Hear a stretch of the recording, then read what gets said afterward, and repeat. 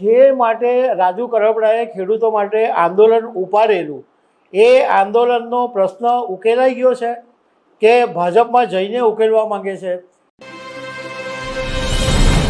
આમ આદમી પાર્ટીના પૂર્વ ખેડૂત નેતા રાજુ કરપડા આજે સત્તાવાર રીતે ભાજપમાં જોડાઈ ગયા છે. ગાંધીનગરમાં કમલમ ખાતે એમને ખેસ પહેરાવી દેવામાં આવ્યો છે. આ એ જ ખેડૂત નેતા રાજુ કરપડા છે જેમણે આમ આદમી પાર્ટીમાંથી રાજીનામું આપ્યું ત્યારે એવું કીધેલું કે સુરત દાદા આથમણા ઉગશે ત્યારે ભાજપનો ખેસ પહેરીશ એવી ડંફાસ મારી હતી, પરંતુ આજે ભાજપમાં જોડાઈ ગયા છે અને પોતાના રોટલા શેકી પણ લીધા છે. સવાલ એ છે કે જે માટે રાજુ કરપડાએ ખેડૂતો માટે આંદોલન ઉપાડેલું એ આંદોલનનો પ્રશ્ન ઉકેલાઈ ગયો છે કે ભાજપમાં જઈને ઉકેલવા માંગે છે? ભાજપમાં એ રાજકારણની અંદર હવે એક એવી પેટર્ન બની ગઈ છે કે ભાજપનો વિરોધ કરો અને પછી ભાજપમાં જ જોડાઈ જાઓ. તો આના વિશે તમારી સાથે વાત કરીશ. મારું નામ રાજેશ શાહ છે અને તમે જોઈ રહ્યા છો ગુજરાતના સૌથી મોટા ડિજિટલ ન્યૂઝ પ્લેટફોર્મ ખબર છે.com. આમ આદમી પાર્ટીના નેતા રાજુ કરપડાને 12 ઓક્ટોબર 2025 પહેલાં કોઈ ઓળખતું નહોતું, પરંતુ 12 ઓક્ટોબર 2025 પછી ગુજરાતમાં અચાનક ચર્ચામાં આવી ગયા, કારણ કે બોટાદ માર્કેટ યાર્ડની અંદર કડદા પ્રથાની સામે ખેડૂતોનું માટે જબરજસ્ત મોટું આંદોલન કર્યું અને ટ્રેક્ટરમાં બેસીને રાજુ કરપડા બોટાદ માર્કેટ યાર્ડ આવ્યા અને આ બધાને કારણે રાજુ કરપડા એકદમ ચર્ચામાં આવી ગયા અને એક મોટા ખેડૂત નેતા તરીકે ઉભરી આવ્યા. એ પછી બોટાદના હળદર ગામની અંદર એક મહાપંચાયત બોલાવવામાં આવી અને મોટી સંખ્યામાં ખેડૂતો હાજર રહ્યા અને એ વખતે પોલીસની સાથે ઘર્ષણ થયું. પોલીસે ટીયર ગેસના સેલ છોડ્યા અને 16 ઓક્ટોબર 2025ના દિવસે રાજુ કરપડાને જેલ થઈ અને લગભગ 85 ખેડૂત નેતાઓ પણ એની સાથે જેલમાં ગયા હતા. એ પછી રાજુ કરપડા જ્યારે જેલમાંથી બહાર આવ્યા 11 ફેબ્રુઆરી 2026ના દિવસે, ત્યારે એમણે કીધું કે હું જેલમાં રહ્યો ત્યારે આમ આદમી પાર્ટીના નેતાઓએ મને સપોર્ટ નહીં કર્યો અને એટલા માટે હું મારું રાજીનામું આમ આદમી પાર્ટીમાંથી આપું છું અને મેં આમ આદમી પાર્ટીના નેતા અરવિંદ કેજરીવાલને મારું રાજીનામું મોકલી પણ આપ્યું છે. અને એ પછી બહુ બધો વિવાદ બી થયો. આમ આદમી પાર્ટીએ પણ સામસામે નિવેદન કર્યા, પણ એ વખતે રાજુ કરપડાએ એવું કીધેલું કે હું ખેડૂતો માટેનું આંદોલન ચાલુ રાખીશ.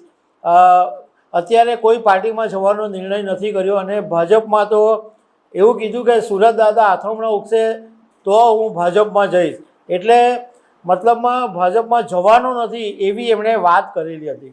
હવે સવાલ એ ઊભો થાય છે કે રાજુ કરપડાએ ખેડૂતો માટે આંદોલન ઉપાડ્યું એ તો બહુ સારી વાત છે કે ખેડૂતોનો જે કડદા પ્રથાનો પ્રશ્ન હતો એ ઉકેલ માટે એમણે આખા ગુજરાતને ગજવી નાખ્યું, પણ ભાજપમાં જવાથી આ પ્રોબ્લેમ સોલ્વ થઈ જવાનો છે, થઈ ગયો છે એવો સવાલ એમને લોકો પૂછશે. અને એક એવી પણ વાત જાણવા મળી છે કે રાજુ કરપડાને સુરેન્દ્રનગર જિલ્લા પંચાયતની ટિકિટ પણ ભાજપ આપી શકે છે. તો ખેડૂતોના નામે, ખેડૂતોના ખભા પર બંદૂક મૂકીને રાજુ કરપડાએ આ રોટલો શેકી લીધો પોતાનો રાજકીય ગોલ પૂરો કરવા માટે. હવે એક વાત તો સાફ છે કે આમ આદમી પાર્ટી છોડી અને ભાજપમાં રાજુ કરપડા જોડાયા એટલે ભાજપની મશીનરીનો ઉપયોગ કરીને ચૂંટણી તો જીતી જવાના છે, પરંતુ ભાજપમાં જોડાયા પછી કોઈ પ્રશ્નોના ઉકેલ આવ્યા હોય એવા દાખલા નથી.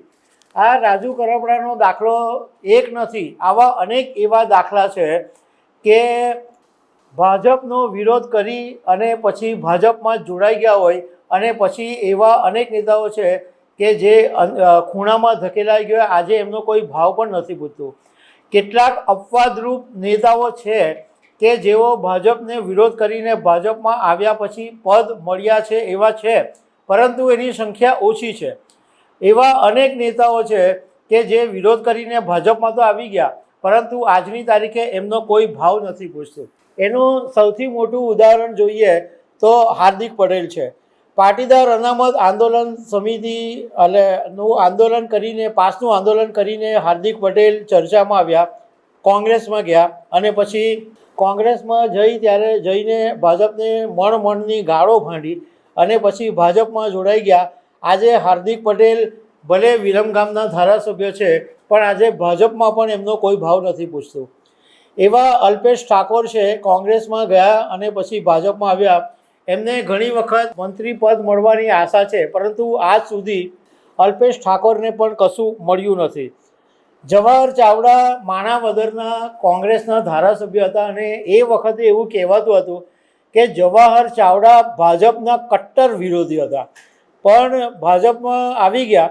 એ પછી પ્રધાનમંત્રી નરેન્દ્ર મોદીને અનેક વખત ભાજપ વિશે પત્ર લખ્યા, પણ આજ સુધી કંઈ થયું નથી. જવાહર ચાવડા પણ ઘણી વખત હાંસિયામાં ધકેલાઈ ગયા છે અને આમ આદમી પાર્ટીને આડકતરી રીતે સપોર્ટ કરીને ચર્ચામાં રહેતા હોય છે.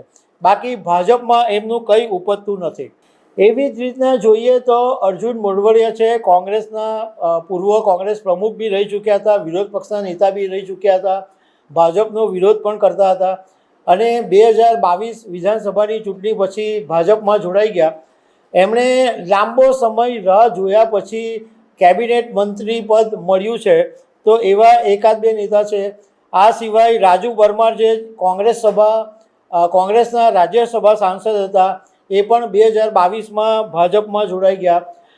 આદિવાસી નેતા અશ્વિન કોટવાલ જે કોંગ્રેસમાં હતા, એ પણ 2022માં જોડાઈ ગયા. આ બધા એવા જ નેતાઓ હતા કે જ્યારે કોંગ્રેસમાં હતા ત્યારે ભાજપને મણની ગાળો આપતા હતા, ભાજપના વિશે જોરદાર વિરોધ કરતા હતા અને ભાજપ વિશે